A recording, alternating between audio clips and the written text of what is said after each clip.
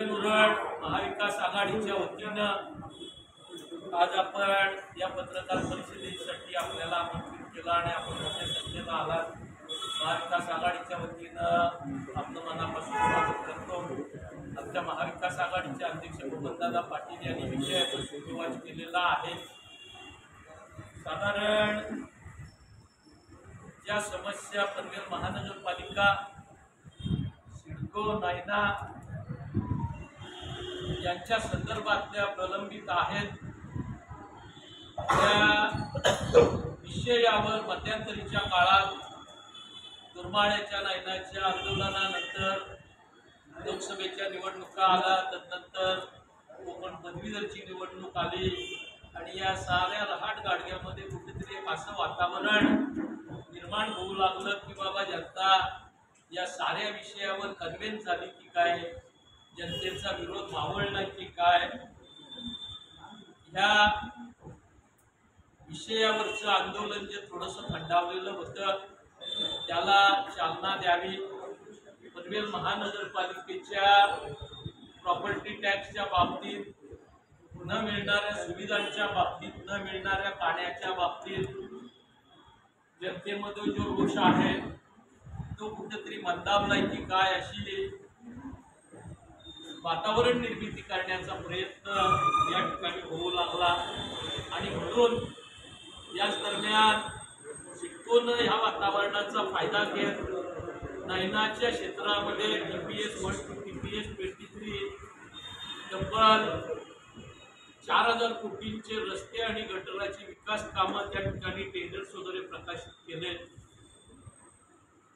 एक असा समज पनवेल आणि उरणच्या आमदारांनी जो या ठिकाणी नाट्यगृहामध्ये नायनाला पाठिंबा देणारा मेळावा घेतलेला होता त्याच्यानंतर निर्माण केला गेला आणि त्या अनुषंगानं मोठ्या प्रमाणात विकास कामांचे टेंडर वगैरे काढले गेले।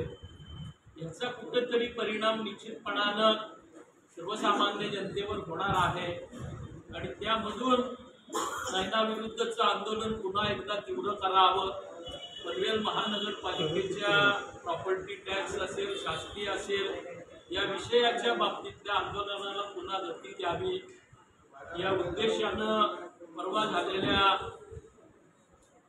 महाविकास आघाडीच्या कोर कमिटीमध्ये चर्चा झाली आणि आज आपल्याला बोलावलेला आहे। आपल्याला स्वातंत्र्य दिनाच्या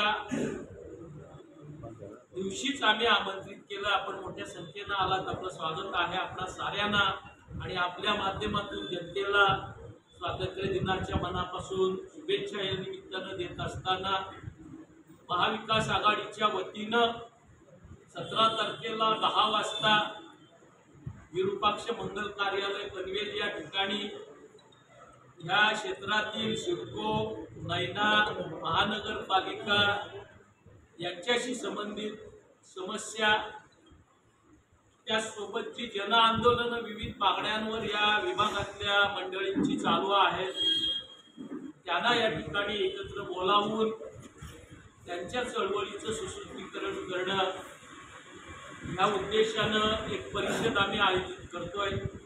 त्या परिषदेला आपल्या प्रिंट मीडिया, इलेक्ट्रॉनिक मीडियाच्या माध्यमातून, सोशल मीडियाच्या माध्यमातून आपण प्रसिद्धी द्यावी आणि या आंदोलनानं सहकार्य करावं म्हणून आपल्याला बोलावलेलं आहे।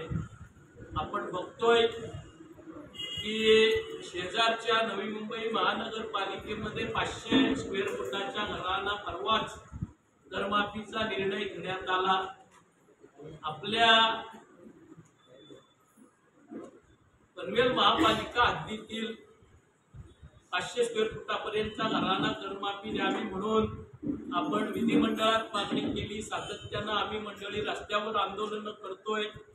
नगरविकास मंत्री तथा मुख्यमंत्र्यांना वारंवार शिष्टमंडळ निवेदनं होत आहेत, पालकमंत्र्यांना निवेदनं शिष्टमंडळ होत आहेत, पण निर्णय मुख्यमंत्र्यांचे चिरंजीव असणारे खासदार श्रीकांत शिंदेच्या पलावामधल्या वसाहतीसाठी झाला, निर्णय नव्या मुंबईसाठी झाला, पण पनवेल महानगरपालिकेतल्या रहिवाशांसाठी मात्र होत नाही आहे। आणि म्हणून कुठेतरी जनतेचा आक्रोश, जनतेचा रोष या ठिकाणी रस्त्यावर आणावा आणि या प्रश्नांना वाचा फोडावी या उद्देशानं आम्ही मंडळी परिषद आणि परिषदेमध्ये जी काही चर्चा होईल, ज्या काही सूचना येतील, जे काही निर्णय होतील, त्या अनुषंगानं भविष्यातलं आंदोलन करायला मागतोय. त्या विषयाच्या बाबतीत आपल्याला माहिती द्यावी म्हणून बोलावलेलं आहे. आपण आलात, आमचे सारे सहकारी या ठिकाणी आहेत. अबनदादांनी सुतोवाच केलं, मी काही विषय सांगितले, तर आपण आपल्या प्रतिष्ठित माध्यमांच्या माध्यमातून ह्याला प्रसिद्धी द्यावी अशा पद्धतीची विनंती महाविकास आघाडीच्या वतीनं आम्ही करतोय. याच दरम्यान